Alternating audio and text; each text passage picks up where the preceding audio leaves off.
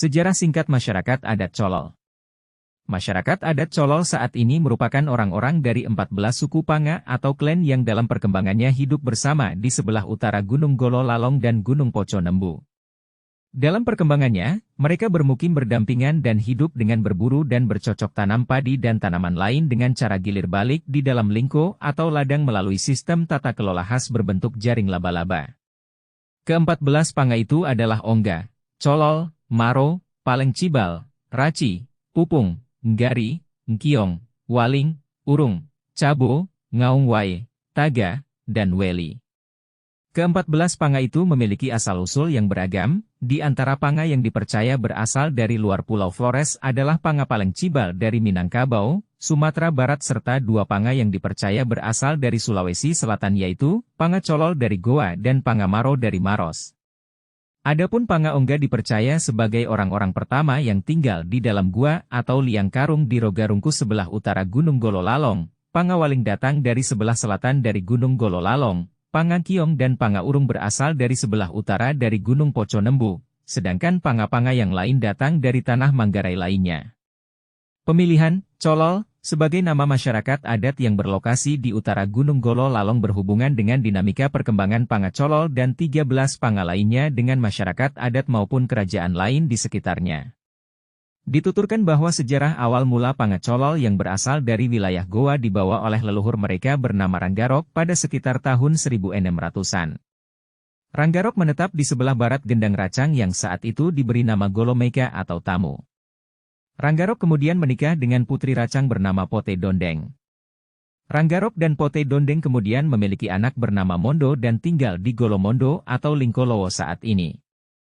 Mondo memiliki 3 keturunan yaitu, Tepa Ameneras, Tambur Amelaju, dan Dai Ame Bangkis. Dai Ame Bangkis kemudian juga melahirkan 3 anak yaitu, Timur yang menikah dengan Banir, dari Panga Paleng Cibal, Ie yang menikah dengan Jangu atau orang Pangamaro pertama yang tinggal di Beo Pumpung, dan Mumbung Amelebe, putra satu-satunya dari Dai Ame Bangkis. Pada saat itu, pemukiman Beo Mondo sudah berpindah ke sebelah selatan menjadi Beo Baru dan dinamakan Pumpung atau Lingko Pumpung saat ini, dibuktikan dengan adanya pekuburan leluhur Boa Ala di sebelah selatannya. Beo Pumpung masa itu berlokasi tidak jauh dengan wilayah Gelarang Satuan Wilayah di atas Beo Racang yang berada di bawah kekuasaan Kerajaan Bima. Hal itu menyebabkan adanya interaksi yang dinamis antara orang-orang Beo Pumpung dan orang-orang dari Gelarang Racang. Sampai pada suatu saat, Kerajaan Bima meminta utusan pada Gelarang Racang untuk membantu perang melawan Kerajaan Langa di Bajawa. Saat itu Gelarang Racang meminta seorang ksatria Panga Colol bernama Mumbung Amelebe dari Beo Pumpung untuk menjadi utusan dari Gelarang Racang.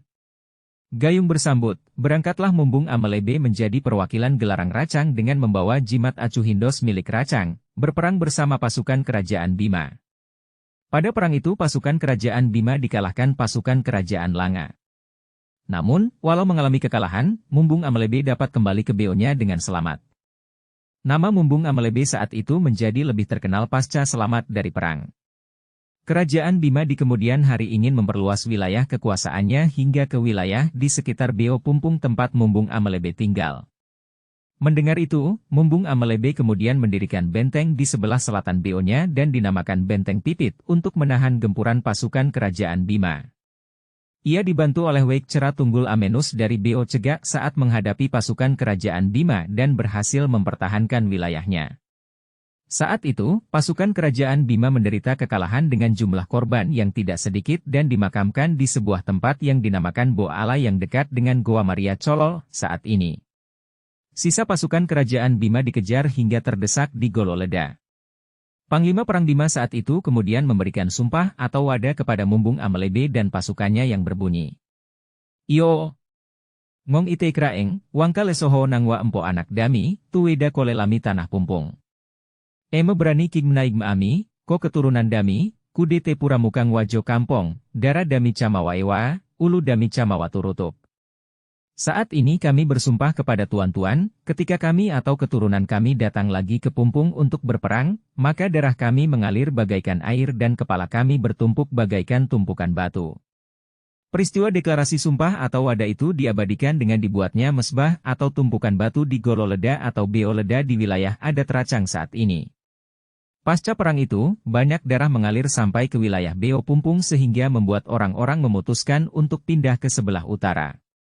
Pemukiman baru di utara Beo Pumpung itulah yang kemudian berkembang menjadi Gendang Colol, yang dipimpin oleh Tua Golo atau Ketua Adat, dan Tua Teno atau pemangku adat urusan tanah dan ritual dari Panga Colol. Kata Colol sendiri, dipercaya sebagai kata suci yang diberikan Tuhan dan dituturkan pertama oleh Mumbung Amelebe. Beberapa identitas budaya yang terbentuk sejak itu antara lain, 1. Gagasan Gendang Wan Lingkopeang, sebagai suatu filosofi atas kesatuan kampung dan lahan garapan. 2. Gagasan sistem ruang hidup dalam unsur utama yang yakni, Embaru Bati Kaeng, Natas Bati Labar, Compang Bati Takung atau Wae Bati Teku, Uma Bati Duat. 3. Konsep pembagian lingko atau ladang yang berbentuk jaring laba-laba berjumlah sesuai dengan jumlah panga yang ada di gendang itu dengan tata kelola yang arif. 4. Ritual adat tahunan, Hangwoja, atau Penti, sebagai bentuk syukur atas panen dan pengharapan untuk panen berikutnya. 5. Seperangkat aturan adat terkait segala sendi kehidupan yang mengikat, dan lain sebagainya. Masyarakat adat Colol juga memiliki tempat bermitos bernama Nenteng Nganggo di Lingko Nganggo, gendang biting yang dipercaya memuat penanda kematian dengan terlihatnya dari jauh kain kafan berwarna putih, hitam, maupun merah.